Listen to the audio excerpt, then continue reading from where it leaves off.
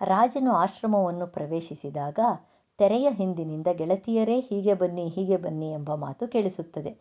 ಆಗ ರಾಜನು ಕಿವಿಗೊಟ್ಟು ಕೇಳಿ, ಮರಗಳ ಸಾಲುಗಳ ಬಲಕ್ಕೆ ಮಾತುಗಳು ಕೇಳುತ್ತಿವೆ, ಅಲ್ಲಿಗೆ ಹೋಗುವೆನು ಎಂದು ಹೇಳಿ ಮುಂದೆ ನಡೆದು, ಈ ತಪಸ್ವಿ ಕನ್ನಿಕೆಯರು ತಮ್ಮ ಅಳತೆಗೆ ತಕ್ಕಂತಿರುವ ಬಿಂದಿಗೆಗಳಿಂದ ಮರಗಳಿಗೆ ನೀರನ್ನು ಹಣಿಸುತ್ತಾರೆ, ಅದಕ್ಕಾಗಿ ಇತ್ತ ಕಡೆಯೇ ಬರುತ್ತಿದ್ದಾರೆ, ಇವರ ನೋಟವು ಅತ್ಯಂತ ಮನೋಹರವಾಗಿದೆ ಎಂದು ನೆರಳಲ್ಲಿ ನಿಂತು ಕಾಯುತ್ತಾನೆ.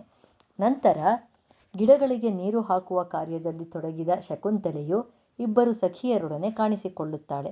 ಶಕುಂತಲೆಯು ಸಖಿಯರೇ ಹೀಗೆ ಬನ್ನಿ ಎಂದು ಕರೆದಾಗ ಸಖಿಯರಲ್ಲಿ ಒಬ್ಬಳಾದಂತಹ ಅನಸೂಯೆಯು, ಶಕುಂತಲೆ, ತಂದೆ ಕಾಶ್ಯಪರಿಗೆ ನಿನಗಿಂತ ಆಶ್ರಮದ ವೃಕ್ಷಗಳ ಮೇಲೆ ಹೆಚ್ಚು ಮಮತೆ ಇದೆ ಎಂದು ನನ್ನ ಭಾವನೆ.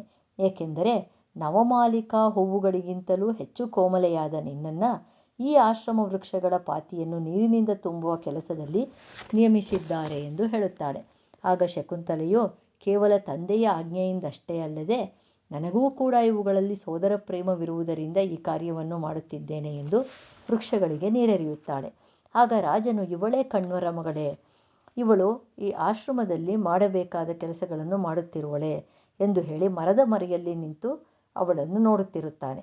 ಅಷ್ಟರಲ್ಲಿ ಶಕುಂತಲೆಯನ್ನು ಕಂಡಂತಹ ರಾಜನು, ಆ ನಾರುಬಟ್ಟೆಯನ್ನು ಧರಿಸಿದ್ದರೂ ಕೂಡ ಅದು ಇವಳ ಸೌಂದರ್ಯದ ಕಾಂತಿಯನ್ನು ಸ್ವಲ್ಪವೂ ಕುಂದಿಸಿಲ್ಲ.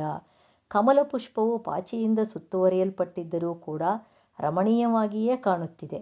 ಚಂದ್ರನಲ್ಲಿ ಕಲಂಕವು ಕಪ್ಪಾಗಿದ್ದರೂ ಕೂಡ ಅದು ಅವನ ಕಾಂತಿಯನ್ನು ಹೆಚ್ಚಿಸುತ್ತದೆ. ಅತ್ಯಂತ ತೆಳು ಶರೀರದ ಶಕುಂತಲೆಯು ನಾರು ಬಟ್ಟೆಯನ್ನು ಧರಿಸಿದ್ದರೂ ಕೂಡ ಅದು ಇನ್ನೂ ಹೆಚ್ಚು ಸುಂದರವಾಗಿಯೇ ಕಾಣುತ್ತಿದ್ದಾಳೆ. ಆಕರ್ಷಣೀಯವಾದ ಆಕಾರವುಳ್ಳವರಿಗೆ ಯಾವುದು ತಾನೇ ಅಲಂಕಾರವಾಗುವುದಿಲ್ಲ ಎಂದು ಯೋಚಿಸುತ್ತಾನೆ. ಅಷ್ಟರಲ್ಲಿ ಶಕುಂತಲೆಯು ಎದುರಿಗೆ ನೋಡಿ ಒಂದು ಕೇಸರ ವೃಕ್ಷವನ್ನು ಗುರುತಿಸಿ, ಈ ಕೇಸರ ವೃಕ್ಷವು ಗಾಳಿಗೆ ಚಲಿಸುವ ಚಿಗುರೆಲೆ ಎಂಬ ತನ್ನ ಬೆರಳುಗಳಿಂದ ಬೇಗನೆ ಬರಲು ನನಗೆ ಸೂಚಿಸುತ್ತದೆ, ಮೊದಲು ಇದನ್ನು ಗೌರವಿಸುವೆನು ಎಂದು ಮುಂದೆ ನಡೆಯುತ್ತಾಳೆ. ಆಗ ಪ್ರಿಯಂವದೆಯು, ಎಲೈ ಸಖಿ ಶಕುಂತಲೆಯೇ, ಒಂದು ಕ್ಷಣ ಅಲ್ಲಿಯೇ ನಿಂತಿರು ಎಂದು ಹೇಳುತ್ತಾಳೆ. ಶಕುಂತಲೆಯು ಏಕೆ ಎಂದು ಕೇಳಿದಾಗ ಪ್ರಿಯಂವದೆಯು, ನೀನು ಜೊತೆಯಲ್ಲಿರುವಾಗ ಈ ಕೇಸರ ವೃಕ್ಷವೂ ಕೂಡ ಲತೆಯಿಂದ ಒಡಗೂಡಿದಂತೆ ಕಾಣುತ್ತದೆ ಎನ್ನುತ್ತಾಳೆ.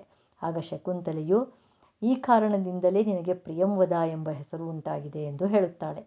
ಆಗ ರಾಜನು, ಪ್ರಿಯಂವದೆಯು ಪ್ರಿಯವಷ್ಟೇ ಅಲ್ಲ, ನಿಜವಾದ ಮಾತನ್ನು ಕೂಡ ಹೇಳಿದ್ದಾಳೆ ಎಂದು ಯೋಚಿಸುತ್ತಾನೆ.